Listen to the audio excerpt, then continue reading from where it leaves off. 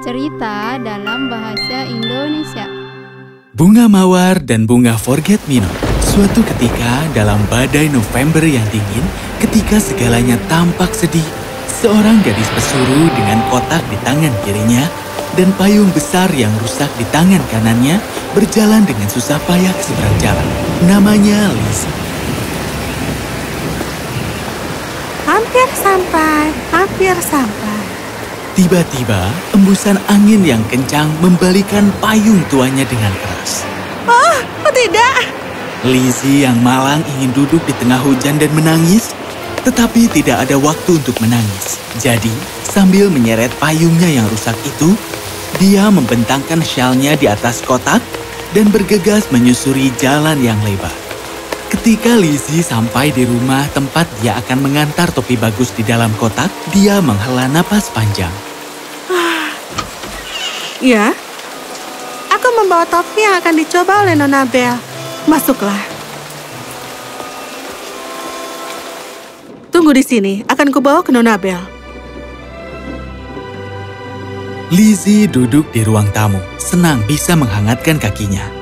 Dia memperhatikan banyak tanaman mekar di ruangan itu yang aromanya menarik Lizzie. Satu mawar kecil yang sangat menawan memenangkan hatinya dan membuatnya berjalan menujunya. Itu sangat sempurna, begitu seperti wajah kemerahan yang tersenyum dari dedaunan hijau sehingga Lizzie tidak bisa melepaskan tangannya. Dan setelah mencium aromanya, menyentuh dan menciumnya, dia tiba-tiba mematahkan batang dan menyembunyikan di sakunya. Kemudian, karena takut pada apa yang telah dia lakukan, dia merangkak kembali ke tempatnya di aula dan duduk di sana, dibebani dengan penyesalan. Nona Belle akan menemuimu sekarang. Ketika Lizzie sampai di kamar Belle, dia melihat seorang gadis cantik berdiri di depan cermin panjang dengan topi di tangannya. Katakan pada Madame Tiffany bahwa aku sama sekali tidak menyukainya. Baiklah, Nona. Saat itulah Belle menyadari keadaan Lizzie dan tiba-tiba merasa kasihan pada gadis itu. Kau terlihat sangat kedinginan. Duduklah di dekat perapian untuk beberapa waktu. Aku takut permadanimu kan basah, Nona. Kakiku basah kuyup. Oh, jadi begitu. Kenapa kau tidak memakai sepatu bot karet? Aku tidak punya. Belle berhenti sejenak, berpikir, lalu berkata, Kau tahu apa? Aku akan memberikan milikku karena aku tidak pernah keluar dalam cuaca basah. Mary, tolong bawa sepatuku ke sini. Oh, terima kasih, Nona. Aku sangat menyukainya karena sepatuku sudah tua. Kurasa ibumu harus memberimu barang-barang yang lebih hangat. Aku tidak punya ibu. Aku seorang yatim piatu. Oh, maafkan aku. Lalu siapa yang menjagamu? Aku menjaga diriku sendiri. Madame Tiffany berbaik hati membiarkanku tinggal di rumahnya. Dan kadang-kadang dia membelikanku buku juga. Dan aku sangat suka membaca. Kau lihat, aku punya mimpi. Belle tidak mengatakan apa-apa, hanya duduk di antara bantal sofa, menatap Lizzie dengan tenang. Apa mimpimu? Aku ingin kuliah. Dan suatu hari nanti memiliki rumah sendiri. Pada saat itu, Mary kembali dengan membawa makan siang dan sepatu bot. Ini makan siangmu, Nona Belle, dan ini sepatu botnya. Terima kasih, Mary. Ayo, silakan makan. Kau pasti lelah dan lapar, iya kan? Tapi Lizzie tidak tahan.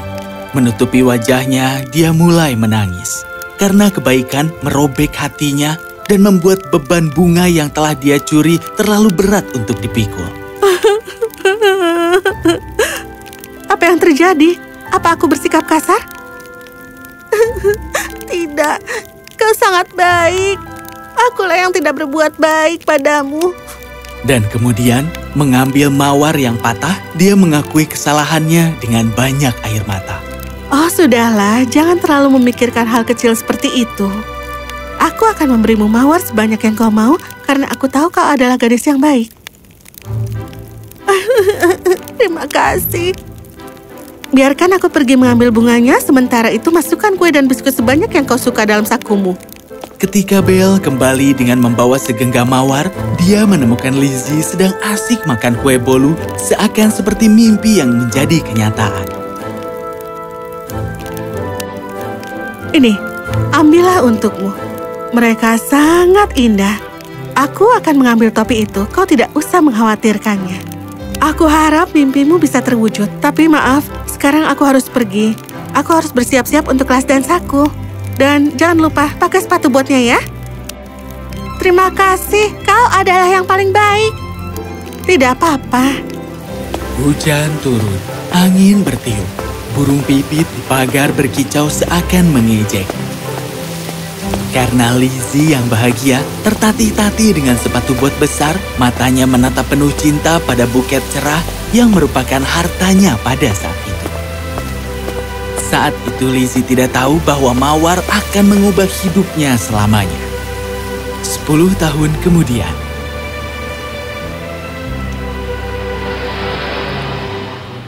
Eric, aku tahu kau akan menyukainya. Seleramu sangat bagus. Dan kau tahu apa yang cocok untukku. Kuharap begitu, Lizzie.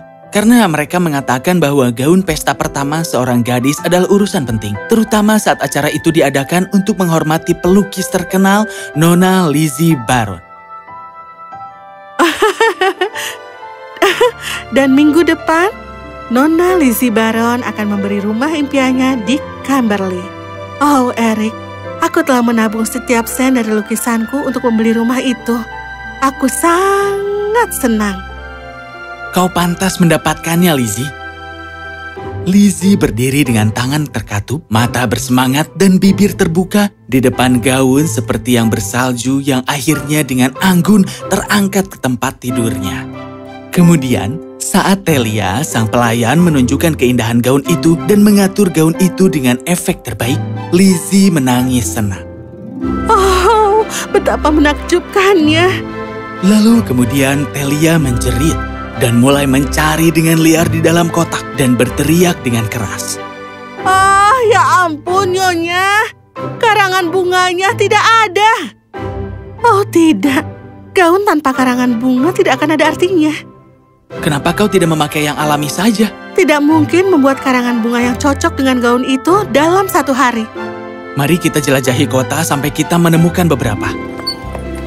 Lalu Eric dan Lizzie pergi, memutuskan untuk mencari bunga entah itu ada ataupun tidak. Mereka mencari kemana-mana dan ketika Lizzie akan menyerah dengan putus asa, seorang penjaga toko menyarankan bahwa wanita Prancis, Estelle Valnor, dapat membuat karangan bunga yang diinginkan dalam waktu yang singkat. Saat Lizzie dan Eric memasuki toko Estelle Valnor, Lizzie menceritakan semua tentang kisahnya kepada wanita itu. Sangat tidak mungkin membuat karangan bunga hari ini, karena semua karyawanku sedang membuat gaun pengiring pengantin dan harus segera dikirim. Tapi, mungkin kau bisa menemukan bunga yang diinginkan untuk dipadukan dengan gaunmu di Miss Bertons. Keponakannya membantuku membuat karangan bunga dan gaun pengantin. Lizzie bergegas pergi dengan harapan terakhir yang samar-samar bergerak di dalam hatinya. Lizzie pergi ke Miss Berton yang merupakan toko kecil. Di satu jendela, duduk seorang gadis muda. Pangkuannya penuh dengan bunga dan kelopak. Dia bangkit perlahan saat Lizzie masuk. Wajah cemas Lizzie tiba-tiba menghilang. Dan nada suaranya seperti tidak sabar. Nona Belle? Iya. Lizzie terkejut melihat Belle di toko kecil dengan pakaian compang-camping. Ini bukanlah Nona Belle yang terakhir dia lihat, yang berasal dari salah satu keluarga terkaya di London. Nona Belle, aku Lizzie. Aku bekerja di Madame Tiffany. Kau memberiku sepatu botmu. Kau mungkin tidak mengingatku dan tidak tahu namaku, tapi aku tidak pernah melupakanmu selama bertahun-tahun ini. Oh, ya. Aku ingat sekarang. Apa kabar? Aku baik-baik saja, Nona Belle. Buket yang kau berikan kepada aku mengubah hidupku. Kau tahu ketika aku kembali ke Madame Tiffany dengan buket di tanganku, seorang wanita yang baik hati, Nyonya Baron, mendatangiku dan berkata dia ingin membeli bunga, dan aku memberikan kepadanya tanpa mengambil uangnya. Dia sangat senang dan berterima kasih padaku. Seminggu kemudian dia datang ke rumah Nyonya Tiffany dan mengadopsi aku sebagai anaknya. Aku datang ke Camberley bersamanya dan tinggal di sini. Tapi, kalau boleh, bagaimana kabarmu di sini? Belle memandang Lizzie sejenak, lalu berkata, Ayahku menderita kerugian besar dalam bisnis. dan kami harus menjual semua yang kami miliki untuk pulih dari hutang. Orang tuaku tidak bisa menerimanya. Ketika mereka meninggal, bibiku, Miss Burton, membawa aku bersamanya. Kami pindah dari kota ke kota dan akhirnya menetap di sini tahun lalu. Dia meninggal bulan lalu dan meninggalkan toko ini untukku. Oh, maafkan aku. Tidak apa-apa, aku senang bekerja di sini. Hasil karya di sini cukup untuk membuatku bertahan hidup. Tapi kau terlihat tidak sehat. Aku baik-baik saja. Sekarang cukup tentangku dan apa yang membawamu ke tokoku. Lizzie berpikir sejenak dan kemudian meletakkan tangannya di tangan Belle untuk menceritakan semua tentang karangan bunga itu. Dan kau membutuhkan itu besok? Malam itu, Lizzie menatap keluar jendela, menatap langit bertabur bintang, memikirkan Belle. Hidup ini baik padanya, tetapi bagi Belle, hidup itu kejam. Malam berikutnya, dia mengenakan gaun itu dan menemukan kotak yang diberikan oleh seorang bocah lelaki dari toko Belle untuknya. Karangan bunga itu tampak indah dan ketika dipasangkan dengan hati-hati di kepala Lizzie, dia tersipu karena senang. Kemudian dia memberikan amplop tertutup kepada bocah itu dan memintanya untuk memberikannya kepada Belle. Anak laki-laki itu pergi dan Lizzie melangkah keluar rumah tempat Eric menunggunya. Kau terlihat cantik, Lizzie. Terima kasih. Bukan hanya untuk pujian dan semua yang kau lakukan untukku, tapi juga membantu dan mengamankan rumah dalam sehari. Hei, apapun yang membuatmu bahagia. Tapi, kalau boleh kutanyakan, bagaimana dengan mimpimu, Lizzie? Oh, aku akan sampai di sana pada akhirnya selama kau bersamaku. Aku sayang padamu, Eric. Aku lebih menyayangimu. Dan mereka pergi ke pesta, berpegangan tangan dan tersenyum satu sama lain. Kembali ke toko, Belle membuka amplop yang dikirimkan Lizzie padanya. Dengan bingung, dia mengeluarkan kertas dari dalamnya. Air mata mengalir di pipinya saat dia membaca kertas itu. Itu adalah surat properti yang mengatakan bahwa rumahnya di London sekarang menjadi miliknya. Selain itu, ada catatan dari Lizzie yang berkata, Terima kasih untuk semuanya. Ini adalah hal kecil untuk membalas kebaikanmu yang kau berikan kepadaku sore yang penuh badai itu, Nona Belle. Ketahuilah bahwa aku akan selamanya berterima kasih padamu.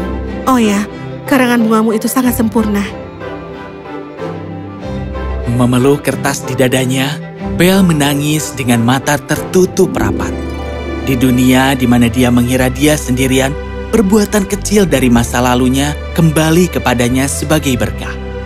Lizzie dan Belle menjadi sahabat karib, dan ketika Lizzie menikah dengan Eric, Belle adalah pengiring pengantinnya.